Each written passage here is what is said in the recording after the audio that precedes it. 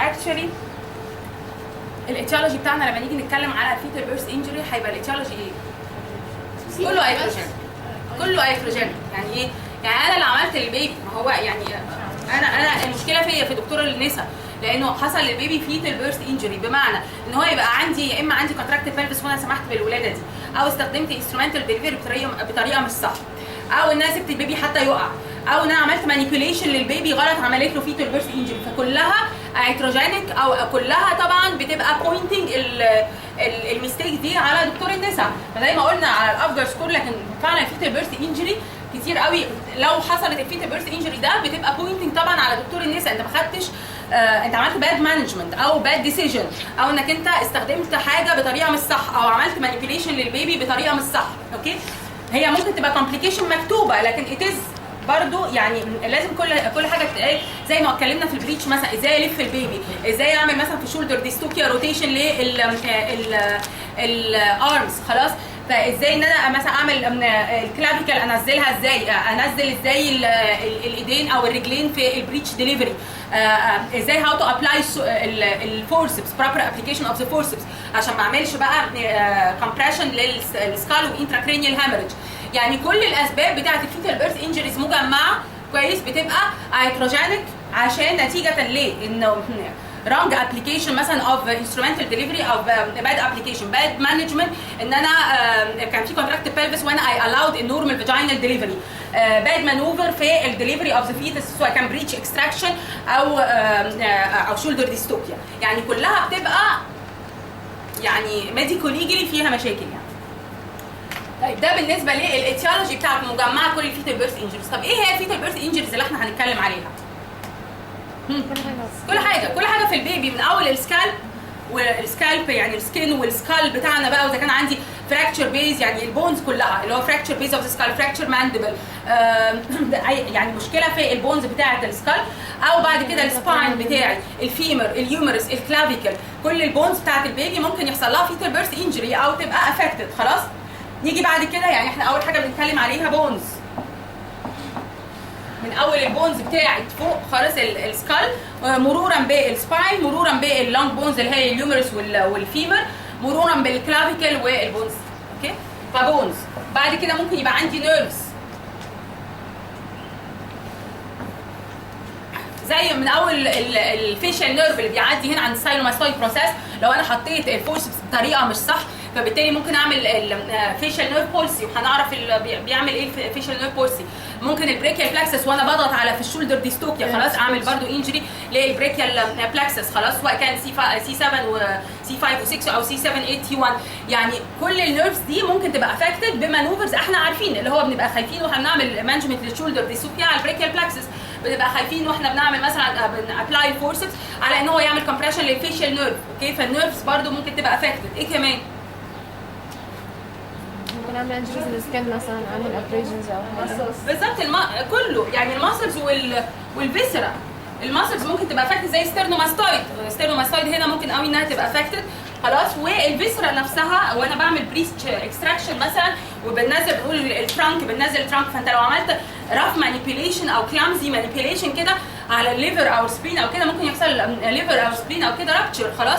وانا بعمل بي اكزامينيشن وهو كان البيبي ده فيس او البيبي ده بريتش، ممكن انا يعني انال سفنكتر رابتشر او هايمنرا، يعني بجد الحاجات دي بتتشاف، يعني ممكن انها بتحصل. فاي كلامزي مانيبيوليشن دي ممكن تاثر على البيبي. فالفيسرا او الاورجنز ممكن تبقى افكتد، خلاص. الماسلز ممكن تبقى افكتد، فاي حاجه ممكن تبقى افكتد في البيبي سواء البونز، النيرفز، الماسلز، الفيسرا، السكين نفسه ممكن يبقى اكيماتيك او كده من الراف مانيبيوليشن بتاع الفورسبس او من الفانتوز. كمان في السيزاريان سكشن ممكن ساعات النايف او السكالب المشرط ده، ودي بالظبط دي بتتعمل يعني بتتشاف كتير بقى، اللي هو انت فتحت اللور سيجمنت، بالذات لو كان اللور سيجمنت ده رفيع وهي كانت رابتشر ميموريز بقى لها فتره، فما فيش ميه حاميه البيبي، فممكن تلاقي ان هو انت خبطت مشرط في الفور هيد مثلا او في السكاب لو هو يعني كفالك او في ودنه، يعني دي بتتشاف كتير، ماشي. فممكن يحصل فيتال بيرث انجري كلها ايتروجينيك زي ما انتم شايفين كده وبتحصل. وطبعا هتبقى مأساة، انت هتقول للام ايه يعني، حتى لو عملت مانجمنت لكده يعني هيطلع البيبي غرز، اصل هتعمل ايه طيب؟ ماشي. فدي الفيتال بيرث انجريز اللي احنا هنتكلم عليها، سواء من البونز او النيرفز او الماسلز او الفيسرا. بونز، اهم حاجه لو جالي سكال بون انجري، سكال دي سواء كان الفولت بتاعي او البيز او الماندبل، يعني هي دي الحاجات اللي بتكون السكال، يا اما الفولت خلاص، يا اما يعني كومبريشن للفولت وانا بركب فورسبس او حاجه حصل فراكتشر او كومبريشن ديبريشن يعني للبونز، او حصل فراكتشر للبيز مثلا. لو ده طبعا فراكتشر بيز ده لازم البيبي يقع مني بقى على الارض، عشان خلي بالكم فعلا البيبيات ممكن تتزفلط، فاحنا لينا طريقه معينه في مسك البيبي، بتهيألي انتوا شفتوها زي بنعمل من رجليه زي كماشه كده ما بين صوابعنا عشان على الانكلز بتاعته عشان ما يقعش، لان البيبي ممكن بسهوله يتزفلط منك بالفيرنكس والميه اللي حواليه والحاجات دي. فايتس فيري امبورتنت هاو تو هاندل ذا بيبي او تو جراسب ذا بيبي مع الفاجينال ديليفري. اوكي، ففراكتشر بيز او فراكتشر ماندبل كويس. ده الاتيولوجي بتاعنا. طبعا الاتيولوجي بتاعنا يا اما كل يعني الاتيولوجي هيبقى نفس الاتيولوجي اللي احنا قلناه، رونج ابلكيشن اوف فورسبس او بريماتوريتي. طبعا لو البيبي بريماتور عشان بتبقى كل حاجه فيه فراجايل، فلو عندنا بريماتوريتي او راف انسترومنتال ديليفري او كونتراكتد بالفيس، كل دي اسباب ممكن تؤدي الى بون انجري. البون انجري بقى تعمل لي ايه؟ لو سكال انجري دي تعمل لي بخاف منها من ايه؟ انتراكرينيال هامرج بالظبط كده. هيبقى عندنا بليدنج جوه، فانتراكرينيال هامرج سواء انترا سيريبرال، انترا فنتريكولر، سب اراكنويد، سب ديورال، يعني وات ايفر بقى الفين اللي اتاثر او البلاد فيسل اللي حصل له رابتشر او هامرج كان فين مكانه. فبنخاف من السكال انجري عشان دي ممكن تبقى اسوشيتد، الديبرست فراكشر بالذات وكده بتبقى اسوشيتد ويز انتراكرينيال هامرج. والانتراكرينيال هامرج الكلينيكال بيكتشر البيبي هيبقى شكله ايه؟ يا اما طبعا هيبقى عندي الشكل الديبريشن ده موجود او الفراكتشر ده موجود ظاهر قدامي، او ان هو ممكن يبقى انترنال وما فيش حاجه بره، فلاقي بس الفونتانيلز هو اللي هي تنس، الانتير فونتانيل اللي ما بتبقاش قفلت، فالانتير فونتانيل الاقيها تنس وبالجنج كده من الانتراكرينيال، من الانكريز انتراكرينيال تنشن من السيريبرال هامرج اللي موجود عندي. ممكن الاقي البيبي ده يعني الابجر بتاعه وحش، عنده بقى الكراي بتاعه، السبيتش التون بتاع الكراي بتاعه كده شكله غريب، الاقي ان البيبي الموفمنت بتاعته غريبه، بيجي له كونفالجنس. يعني دي كلها كلينيكال بيكتشر ممكن الاقيها موجوده في البيبي. بور طبعا كراينج وساكلينج وكده عشان افكشن اوف ذا السيريبرال سيستم بتاعه. طيب ده كلينيكال بيكتشر، انا بعمل ايه؟ المانجمنت. prevention is very important على فكره، يعني proper delivery او اللي هو when to do episiotomy عشان ما اعملش sudden compression و decompression، و how to use the instrumental delivery سواء الفورسبس او الفنتوز او كده، how to apply الحاجات دي كويس. لو هي عندي contracted pelvis يعني بقى proper decision making وقت ما اكون محتاجه cesarean section. فالبريفنشن في كل الفيتال بيرث انجريز is very important. لما تيجي تكتب على مانجمنت لازم تتكلم على البريفنشن عشان ما يحصلش الكونديشن دي. طب افرض الكونديشن دي حصلت هتعمل ايه؟ طبعا هو بنعمل سي تي برين عشان نشوف اذا كان عندي هامرج ولا لا، ومكان الهامرج ده فين. ده طبعا كات سكشن في فوق بيبي اهو وشه يعني، ودي ودنه، فهو ده احنا عاملين كات سكشن كده عشان تشوف ان الهامرج دي ممكن تحصل في اي حته في البرين، سواء جوه البرين تيشو نفسه انترا سيريبرال، او جوه الفنتريكلز انترا فنتريكولر، او بس عند سب ديورال يعني في الحته اللي هي بيلو الديورا على طول. فكل دي حتت ممكن يحصل فيها هامرج، لكن كلها هتديك ساينز ممكن اوف انتراكرينيال هامرج خلاص، او انكريز انتراكرينيال هامرج، وهتبقى ديتكتد باي سي تي. يعني لو نعمل سي تي برين للبيبي هنشوف الهامرج اللي موجود ده وهنعمل له مانجمنت. ايه المانجمنت؟ هو طبعا السيكوال ممكن يبقى وحش قوي لو هو بيرمننت والبيبي ده يجي له سي بي او كده، بس المانجمنت انا هيبقى مانجمنت اوف انكريز انتراكرينيال تنشن، اللي هو تحاول انك انت تديله ميديكيشن زي كلورال هيدريت ومغنيسيوم سلفيت والكلام ده، حاجات تعمل دي هيدريشن دي. ممكن تعمل له انيما بصوديوم كلورايد برده نفس الفكره.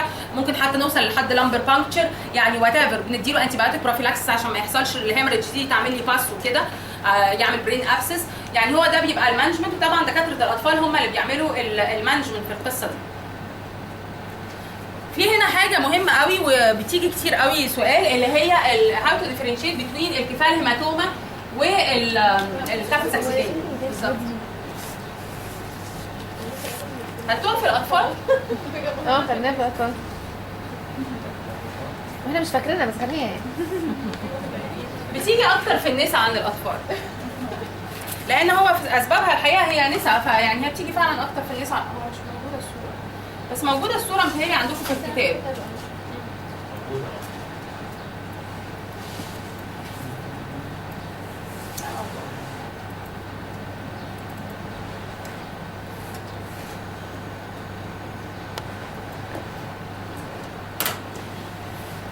الفرق بين الكابوت ساكسيدينيوم والكفال هيماتوما؟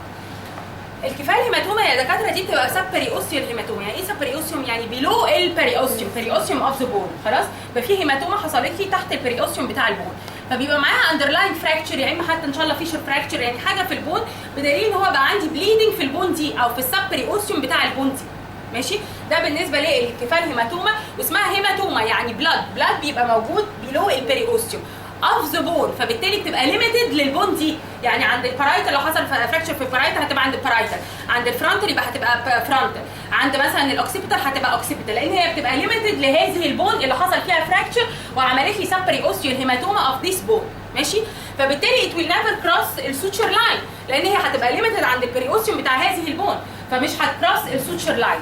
فدي الكفال هيماتوما. الكفال هيماتوما ديو تو انسترومنتال ديليفري، فورسبس طبعا مش فانتوز، الفانتوز مش هيعمل لي فراكشر، يعني هو الفورسبس هو اللي يعمل، او يعني فيتال بيرث انجري، يعني حصل انجري فبالتالي حصل لي الديبرست فراكشر او حتى الفيشر فراكشر ده، فعملت لي سب بريوستيال هيماتوما او accumulation of blood below the periosteum of this bone، فبيبقى limited to this bone وبيبقى never crossing السوتشر لاين. والسكين اوفرلاين جيت ممكن يبقى نورمال، يعني السكالب اللي هو السكين اوفرلاين البون دي ممكن يبقى توتالي نورمال، لان انا عندي بس فراكشر في البون، لكن السكين ما حدش قال ان السكين جرى له حاجه، وده نتيجه للفورسبس، فمش لازم السكين يبقى افكت، بالعكس ممكن ابارنتلي يبقى السكين ات لوكس فيري نورمال. فدي الكفال هيماتوما. كفال هيماتوما ديو تو فراكتشر او فيشر او في البون نتيجه لفيتال بيرث انجري، نتيجه موستلي ديو تو رونج فورسبس ابلكيشن، وبتبقى accumulation of blood below the periosteum of the bone، فديفنتلي بتبقى limited to one bone، وبتبقى it never crosses the suture line، وممكن السكين اوفرلاين يبقى نورمال. ده المنظر بتاع الكفال هيماتوما. خلاص، ومن اسمها حتى كفال هيماتوما، هيماتوما في البون، في الحاجات اللي هو الكفاليك بون. ماشي، طب امال ايه الكابوت ساكسيدينيوم؟ لا، الكابوت ساكسيدينيوم ده حاجه ثانيه خالص، ده عباره عن بقوليله كده في السكين، اديمه في السكين، يعني السكين هو اللي فيه مشكله، حصل تحتيه اديمه. خلاص، سبكيتينيوس اديمه، يعني اديمه في السكين بتاع السكالب. ليه؟ نتيجه للنيجاتيف بريشر اللي انا بعمله بالفانتوز. انتوا فاكرين الفانتوز ده استخدامه ازاي؟ ان احنا بنابلاي حاجه كده على البيبي، على الاوكسبت موستلي بتاع البيبي، عشان ينتيوز نيجاتيف بريشر فيعمل سكشن. خلاص، فالنيجاتيف بريشر والسكشن دي بالتالي ممكن تعمل لي حاجه تحت الفانتوز، كويس، السبيس ده هيأكمليت فيه ميه بس. خلاص، فهو ده اللي هو الكابوت ساكسيدينيوم، ده عشان accumulation of serum او fluid below the scalp، السكالب اللي هو السكين بتاع السكالب، نتيجه للابلكيشن بتاع النيجاتيف بريشر بتاع الفانتوز. السكين طبعا حواليه ممكن يبقى ايكيماتيك، لان الفانتوز ده بيلبس عليه بالنيجاتيف سكشن، فممكن السكين يبقى ايكيماتيك او في ايكيماتيك باتش على السكالب، كويس، وده ممكن تبقى حجمها كبير وتكراس السوتشر لاين. هو مش فارق معاها سوتشر لاين، هي مش حاجه ريليتد للبون، ده ريليتد للسكين، فممكن يكراس السوتشر لاين، يبقى اوفرلاين ماني بونز، 2 اور مور بونز او 1 بون وات ايفر، هي مش ريليتد للبون اصلا. هو اللي ريليتد للبون هي الكفال هيماتوما، لكن الكابوت ساكسيدينيوم ده ريليتد للسكين بتاع السكالب، فبالتالي هو سبكيتينيوس اديما نتيجه للنيجاتيف بريشر ابلكيشن باي ذا فانتوز، وممكن السكين اوفرلاين جيت يبقى ايكيماتيك نتيجه للبريشر اللي انا عمل الابلايد بالفانتوز. اوكي، هل تحتيه فراكشر ولا لا؟ ما تحتيهوش فراكشر، لو طبيعي عادي ما تحتيه، مش المفروض ان يبقى تحتيه فراكشر خالص، فالبونز تحتيه فيري نورمال وما فيهاش اي مشكله خالص. انا كل المشكله عندي ما فوق البون اللي هو السكين والاديمه اللي موجوده فيه. طب ابارنتلي للنيكد اي انهي ممكن يبقى اكبر، الكابوت ساكسيدينيوم ولا الكفال هيماتوما؟ الكابوت هيبقى اكبر. انهي السكين اوفرلاين هيبقى شكله مش حلو وايكيماتيك؟ الكابوت. اوكي، فده الابارنتلي هيبقى وحش. انهي اللي ممكن يقلق الام اكتر؟ الكابوت، بالظبط كده. يعني الكابوت ساكسيدينيوم هو ده اللي هتيجي ام قلقانه جدا، تقول لك انا البيبي مش فاهمه راسه مالها، وبعدين السكين فيه حاجه وكده، هي دي اللي هتبقى قلقانه. لكن الام دي شايفه بقليله صغيره كده عند ليميتد ل1 بون ما فيهاش مشكله، مش هتبقى قلقانه. ماشي، يعني هي المنظر هو ده اللي يقلق الام، اللي هو المقلق ده. بالعكس ده ما فيهوش مشكله خالص، بيريزولف لوحده، طبيعي ان هو يحصل 1 to 2 days وهيريزولف سبونتينيوسلي، مش محتاج تديله حاجه ولا تعمل له اي حاجه خالص. لكن بتقلق من ده، من الكفال هيماتوما، لانه هي دي اللي ممكن تبقى معاها اسوشيتد انتراكرينيال هامرج، لان لو هي ديبريس فراكشر، لو هي في فيشر فراكشر بس مش هيبقى معاها اسوشيتد انتراكرينيال هامرج، لكن ممكن تاخد وقت على بال ما الهيماتوما دي تبتدي تبقى ابزورب بالجسم، ممكن تاخد اسابيع، وتخاف كمان يحصل فيها فايبروزس او انفكشن، فعشان كده لازم تدي لها بروفيلاكتيك انتي بايوتيك عشان ما يحصل لهاش هنا ابسس او انفكشن للبيبي يعني. فدي محتاجه مانجمنت، صحيح هو كونزرفتيف مانجمنت بس محتاجه مانجمنت، لكن الكابت ساكسيدينيوم انت مش محتاج تعمل مانجمنت خالص، هو لوحده هيروح يوم يومين وهيروح، هيبقى ابزور ده ميه بيابزوربها الجسم عادي خالص ما فيهوش اي مشكله. اوكي، ده الفرق ما بين الكابوت ساكسيدينيوم والكفال هيماتوما، وساعات الكابوت بيسموه شينيون، طبعا انتوا عارفين كده صح؟ شينيون يا جماعه، البنات مش ممكن ما يعرفوش يعني ايه شينيون. بنات في الافراح تلاقوا العروسه عامله حاجه فوق كده كبيره، انتوا مش عارفين الشينيون يا دكاتره؟ لا بجد مش ممكن. الشينيون اللي هي يعني بيلموا الشعر كله كده في حاجه كده كعبيبه او كحكه. ايوه هو ده الشينيون. فهو ده، فبيعمل هو الكابوت ساكسيدينيوم بيدي هذا المنظر خلاص اللي هو الكابوت، لان احنا بنابلاي فورس الفنتوس في نفس المكان اللي هو هنا عشان يعمل نيجاتيف ساكشن، فهو بيديها نفس المنظر خالص بتاع الشينيون اللي بيعملوه البنات. اوكي، فهو ده المنظر بتاع الكابوت ساكسيدينيوم او بيجي حتى باسم شينيون مكتوب في الكتب كده. ماشي مش قصتنا دلوقتي. فواضح الفرق ما بين الكفال هيماتوما والكابوت ساكسيدينيوم. بقيه الحاجات ده بقى بالنسبه للبونز، بقيه البونز اللي بتبقى افكتد زي ما قلنا ممكن يبقى عندي فراكتشر فيمر، فراكتشر يومرس، فراكتشر كلافيكل، والاتيولوجي بتاعها. والفكره بس ان هو بتبقى فعلا الفراكتشر دي بتبقى حاجه اسمها جرين ستيك فراكتشر، خدتوها في الاطفال، فبتبقى فيري ايزلي تو بي هيلد، فبنعمل لها بس زي سلاب. السلاب دي بتبقى بايه؟ سبلنت، يعني بايه؟ يعني هعمله سبلنت، انت بتشوفه في العظم تحت جبس، هنجبس البيبي ولا هنعملها؟ انا مش انا عايزه احط له جبيره وليس جبس، اللي هو بتبقى سلاب يعني. ايه؟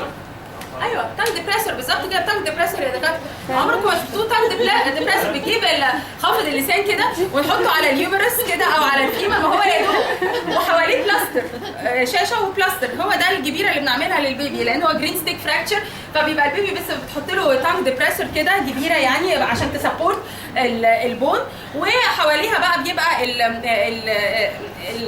الشاشه دي والبلاستر بس كده، بتسيبه شويه وبعدين بعد كده بيلحم، تعمل له اكس راي تلاقيه لحم على طول لانه جرين ستيك فراكتشر، فبيلحم بمنتهى السهوله. اوكي، ده بالنسبه للبونز. اللونج بون اللي بتبقى لو حصل فيها فراكتشر. لو عندي بقى الفيشل نيرف، لو الفيشل نيرف افكت البيبي ده هيبقى شكله ايه؟ اللي هو يعمل بالظبط ما فيش ساكلينج، هيبقى نيزو ليبيال فولد هنا ما فيهوش حاجه، وهيبقى الماوس هيبقى هيروح على الناحيه الثانيه الاذر سايد، الاذر هيلثي سايد، يعني هو لوحده لان ده بيبقى بس مجرد كومبريشن وليس تير في النيرف، يعني بس كومبريشن للنيرف، فبيبقى نتيجه لإديمة وهتريزولف على طول، فالمفروض ده بيبقى حاجه تمبرري يعني مش بيرمننت. طيب الفيسرا احنا قلنا بس بتبقى مشكله طبعا لو حصل انترا بيريتونيال هامرج. ماشي، طيب بالنسبه للنيرفز غير الفيشيال نيرف، بريكيال بلاكسس ممكن يعمل ايه؟ هيربس بولسي. هيربس بولسي، انا هشيل البتاع ده اهو. في عندنا تو بولسيز احنا عارفينهم يا دكاتره، هيربس والتاني اللي هو الكلامبس بولسي. لقيت البريكيال بلاكسس طيب؟ لا. طيب الايرس تايب ده نتيجه الافكشن اوف اني سي كام؟ 5 و 6. سي 5 و6 يعمل لنا الايربس بولسي او بوليسمانتيك بوزيشن. سي 5 و6 هم اللي بيبقوا افكتد خلاص من البريكيال بلاكسس لو انا عملت كومبريشن في الشولدر ديستوكيا، وبيعمل لي بوليسمانتيك بوزيشن اللي هو هيبقى عندي الادكشن اوف ذا فول ذا ارم كله، واكستنشن للالبو لكن فلكشن اوف ذا هاند، فهيديني هذا المنظر. هو بيحتاج فيزيوثيرابي او لوحده بيريزولف لانه بيبقى نتيجه لكمبريشن وليس يعني تير في البلاكسس، فده بيبقى حاجه تمبري. طب امال الكلامبس بولسي اللي هو سي 7 و8 وتي 1 افكشن، ده بيعمل لي حاجه اسمها كلامبس بولسي او ايب هاند. ايب هاند يعني ايه؟ لان هي السي 7 و8 وتي 1 دي بتاعه الهاند اللي هي بتسبلاي الهاند خلاص، هيبقى ايب هاند او يعني هتبقى فيلير اوف جراسب ريفلكس، هتبقى ايده مفتوحه كده مش عارف ان هو يجراسب، او فيلير اوف ذا جراسب ريفلكس. لو الافكشن كان مش سي 5 و6 كان الافكشن لسي 7 8 وتي 1 هيجي له حاجه اسمها كلامبس بولسي او فيلير اوف ذا جراسب ريفلكس او ايب هاند، زي ما دي بنقول بوليس مان تيب بوزيشن، دي بيبقى ايب هاند. وبرده نفس القصه حتى مش هيحتاج فيزيوثيرابي وتريزولف سبونتينيوسلي لانه كان نتيجه لاديمه وليس تراكشن او تير. اوكي؟ في اي سؤال في الفيتال بيرث انجريز؟ يبقى احنا كده هيبقى عندنا السبت والحد اجازه